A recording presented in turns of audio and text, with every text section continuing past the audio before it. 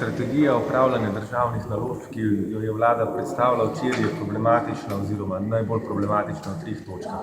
Zdaj prvič treba je omeniti bančni sektor, kjer ima vlada očitno ambicije, da razproda tako rekoč vse deleže v bankah, razen v NLB-ju, ki je obdržala 25% delež.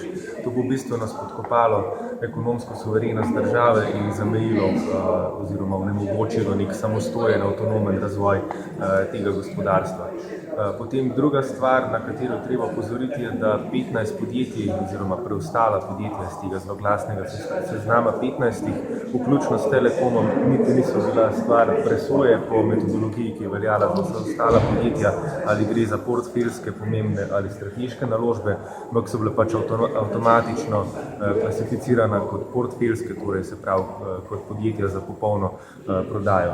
In tretjič, kar umanjka v tej strategiji, je v bistvu neka ciljna usmerjenost, neka razvojna vizija, kaj z strategijo sploh doseči, in v bistvu lahko sklenemo, da na nek način gre več ali manj samo za nek načrt za privatizacijo in nažalost nič več od tega.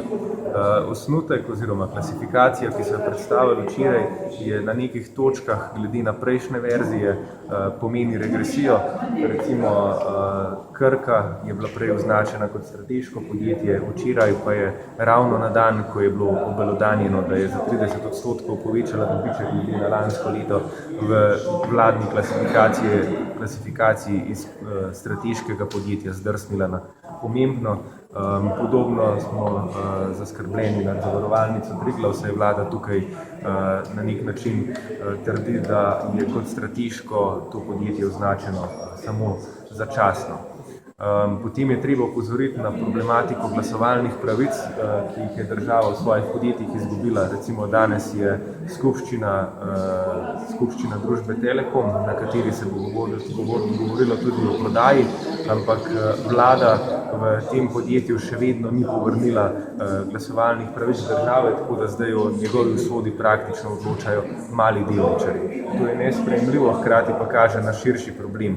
Namreč, če si država ne bo povrnila glasovalnih pravic, potem je tako rekoč nezmožna izvajati kakršnokoli strategijo.